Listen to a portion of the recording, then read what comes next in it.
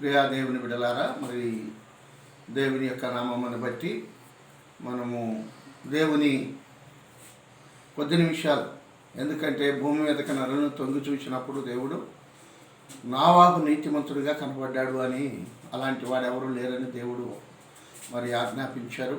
ఆయన చూసినప్పుడు నావాహు భూమి మీద నావాహుతో మాట్లాడాడు. నావాహుని మాట్లాడాడు. ప్రభు అంటే ఒక వాడని సిద్ధం చేయవయ్యా, భూమి మీద ప్రళయం రాబోతుంది, ఇంతకుముందు ఉన్నాడు లేదు, మరి అన్నడు కూడా ముందు కూడా రాదు అని దేవుడైన యెహోవా నావాహు చెప్పినప్పుడు నావాహు దాన్ని సిద్ధపరిచి మరి వాడను కట్టడం ప్రారంభించాడు. చెట్టినార మానులను ఇవన్నీ సిద్ధపరిచి 120 సంవత్సరాలు సువార్త ప్రకటించాడు. కానీ ఎవరూ వినకపోవటం వలన ఆ జలప్రలయం రావటం అనేక మంది నశించిపోయారు. నావాహు కుమారులు, కోడళ్ళు, తన భార్య, యనమండుగురు మాత్రమే రక్షించబడ్డారు, ఆ వాడలో చేర్చబడ్డారు. కాబట్టి రానున్న దినాల్లో భయంకరమైనటువంటి దినాలు కనుక ఏమి సంభవించబోతుందో మనకు తెలియని పరిస్థితి. కాబట్టి ప్రియులారా, మనం ప్రార్థనాపూర్వకంగా ఉందాం, దేవుని యందు విశ్వాసం ఉంచుదాం. నావాహు దినాలలో సువార్తను ఎలా ప్రకటించాడో ఇప్పుడు కూడా సువార్త ప్రకటించబడుతుంది. భూమి అంతటా కూడా అనేక మందిని శిష్యులుగా తయారు చేసి దేవుడు పంపుతూ ఉన్నాడు. అందరిని బట్టి మనం సంతోషిద్దాం. దేవుని యందు విశ్వాసం ఉంచి ప్రియులారా, ఆ స్థలాల్లో ఉన్నవారు మోకరించండి, ప్రార్థన చేసుకుందాం, ప్రభునందు విశ్వాసం ఉంచుదాం. మహాపరిశుద్ధుడును, గనుడును, మహోన్నతుడును, సర్వాధికారి, సర్వలోక పరిపాలక, స్వచ్ఛ సంబంధి అయిన తండ్రి, భూమి ఆకాశమును కలిగించేవా, ఆకాశ మహాకాశములను పట్టజాలను దేవుడవు తండ్రి, నీకు స్తోత్రాలు చెల్లిస్తూ ఉన్నాం. యోహాను సువార్తలో మీరు సెలవిచ్చినట్లుగా ఆయన లేకుండా భూమి మీద ఏదీ కలగలేదన్నాడు ఆయన 1వ అధ్యాయములు ప్రభువా.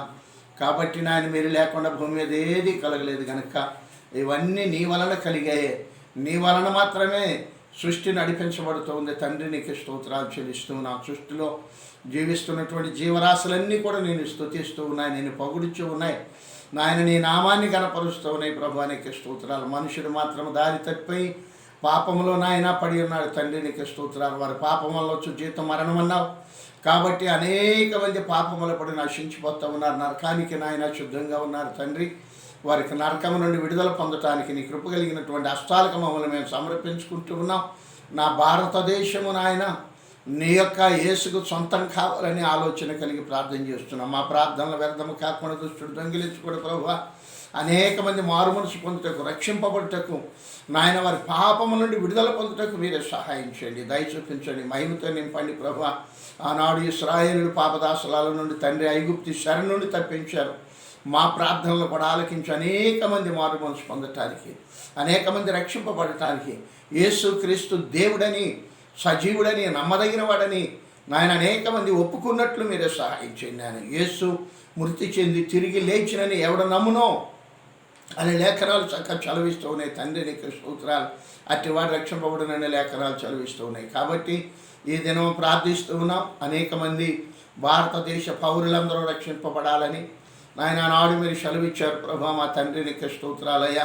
వాయుమండలంలో తిరుగాడుచున్న దురాత్మల సమూహములు నాయన భూమి మీద మనుషులను నాశనాన్ని తీసుకొస్తున్నాయి కనుక వాటిని బంధించమని వేడుకొని ప్రార్థన చేస్తున్నాం. తండ్రి, నీకు స్తోత్రాలు చెల్లిస్తూ ఉన్నాం. గొప్ప దేవుడా, సజీవుడా, నమ్మదగిన వాడా, పరిశుద్ధుడా, మరొకసారి నీ పాదాల దగ్గరికి వచ్చి దినం మొరబెడుతున్నాం, విజ్ఞాపన చేస్తున్నాం. ఒక్క ఆత్మ కూడా నశించిపోకూడదు నాయన. అనేక మంది రక్షణలోనికి నడిపించబడాలి, అనేక మంది మారు మనసు పొందాలి ప్రభు. పరలోక రాజ్యపు పౌరులుగా కావాలి, రాజులైన యాజకులుగా కావాలి నాయన. తండ్రి, ఈ భూమి మీద ఉన్న మానవులందరూ కూడా ప్రభు నీ సొత్తు కావాలని ప్రార్థన చేస్తున్నావు నాయన. నీవు తప్ప ఎవరు లేరు, రక్షింపే నాదుడు లేడు నాయన. నీవు రక్షణకర్త అయిన దేవుడవు. రండి రండి రండి, వినండి, రక్షణ పొందండి అంటున్నావు నాయన.